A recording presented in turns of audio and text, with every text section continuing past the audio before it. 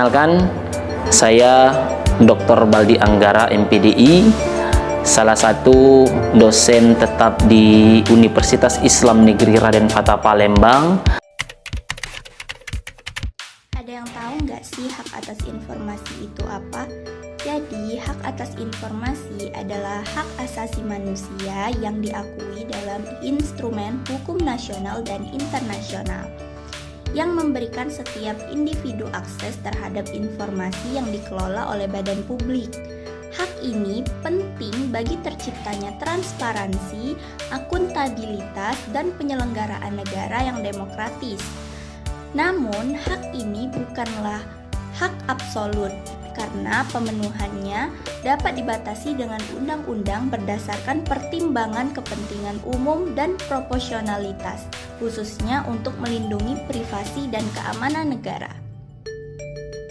Nah, di dalam hak atas informasi ada istilah yang terkenal yang dikemukakan oleh Richard O. Mason, yaitu PAPA. Nah, PAPA ini merupakan singkatan dari Privacy, Accuracy, Property, and Accessibility. Nah, jadi yang pertama ada hak atas privacy. Jadi, hak privasi ini adalah hak fundamental yang melekat pada diri seseorang di setiap individu untuk melindungi martabatnya sebagai manusia. Nah, hak ini mencakup perlindungan terhadap data pribadi seperti informasi mengenai identitas seseorang termasuk nama, usia, jenis kelamin, pendidikan, pekerjaan, alamat, dan status keluarga. Nah, privasi ini memastikan hak individu untuk mengontrol akses informasi pribadinya oleh pihak lain yang tidak memiliki izin. Nah, kemudian yang kedua yaitu hak atas akurasi. Nah, akurasi informasi merupakan elemen penting dalam sistem informasi, terutama dalam pendidikan dan penelitian, di mana informasi yang tidak akurat dapat merugikan dan membahayakan. Dengan kemajuan teknologi, akses informasi menjadi lebih cepat dan mudah melalui sistem database. Namun, seringkali informasi tersebut menjadi kurang dapat diakses oleh publik karena dibatasi oleh biaya atau perangkat tertentu. Nah, yang ketiga yaitu hak atas properti. Nah, aspek ini berhubungan dengan perlindungan hak atas kekayaan intelektual atau yang biasa disebut dengan haki. Nah, yang meliputi hak pemilik informasi, harga, saluran distribusi, dan aksesibilitas. Nah, haki ini diatur melalui hak cipta, paten, dan rahasia dagang dengan sanksi yang tegas terhadap pelanggarannya seperti pidana, perdata, administratif, dan penghentian distribusi. Nah, yang keempat yaitu hak atas accessibility. Nah, hak akses ini erat hubungannya dengan privasi dan security. Nah, berhubungan dengan informasi apa yang didapatkan oleh seseorang atau organisasi dan dalam kondisi seperti apa. Fokus dari masalah akses adalah pada penyediaan akses untuk semua kalangan. Nah, kemudian ada prinsip dari hak atas informasi atau yang biasa dikenal dengan istilah the public's right to know, yang artinya hak publik untuk mengetahui. Nah, yang terdiri dari yang pertama yaitu prinsip pengungkapan maksimum atau maximum disclosure. Yang kedua yaitu prinsip kewajiban untuk mempublikasikan informasi penting.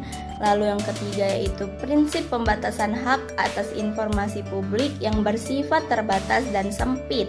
Kemudian yang keempat yaitu prinsip adanya proses untuk memfasilitasi akses terhadap informasi.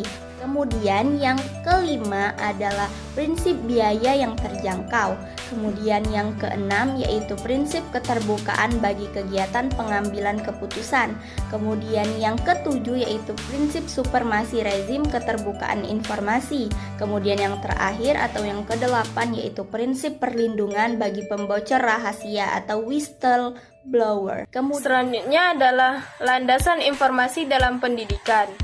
Didasari oleh Peraturan Pemerintah Republik Indonesia Nomor 11 Tahun 2008 tentang Informasi dan Transaksi Elektronik, yang berisi pemerintah dan pemerintah daerah wajib memberikan layanan dan kemudahan serta menjamin terselenggaranya pendidikan yang bermutu bagi setiap warga negara tanpa diskriminasi. Nah, jadi globalisasi informasi telah menempatkan Indonesia ini sebagai bagian dari masyarakat informasi dunia, sehingga mengharuskan dibentuknya peraturan mengenai pengelolaan informasi dan transaksi elektronik di tingkat nasional, sehingga pembangunan teknologi informasi itu dapat dilakukan secara optimal, merata, dan menyebar ke seluruh lapisan masyarakat guna mencerdaskan kehidupan bangsa. Pembahasan yang keempat adalah hak atas informasi bagi guru. Berdasarkan pasal 40 ayat 1 Undang-Undang Nomor 20 Tahun 2003 tentang Sistem Pendidikan Nasional, terdapat 5 hak guru. Di antaranya yang pertama, penghasilan dan jaminan kesejahteraan sosial yang pantas dan memadai. Yang kedua, penghargaan sesuai dengan tugas dan prestasi kerja.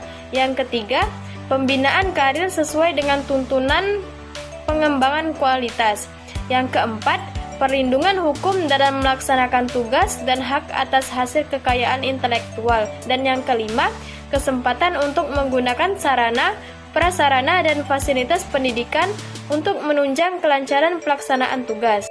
Pembahasan yang di dalam Undang-Undang Nomor 20 Tahun 2003 tentang Sistem Pendidikan Nasional dikatakan bahwa pendidik merupakan tenaga profesional yang bertugas merencanakan dan melaksanakan proses pembelajaran, menilai hasil pembelajaran, melakukan pembimbingan dan pelatihan, serta melakukan penelitian dan pengembangan kepada masyarakat, terutama bagi pendidik dan perguruan tinggi.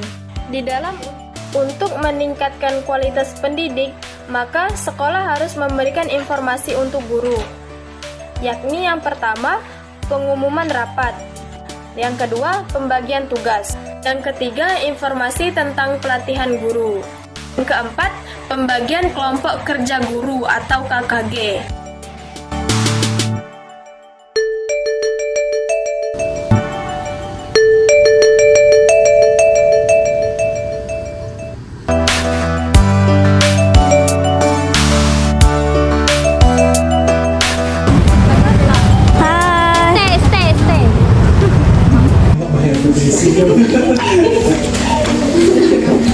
Stay.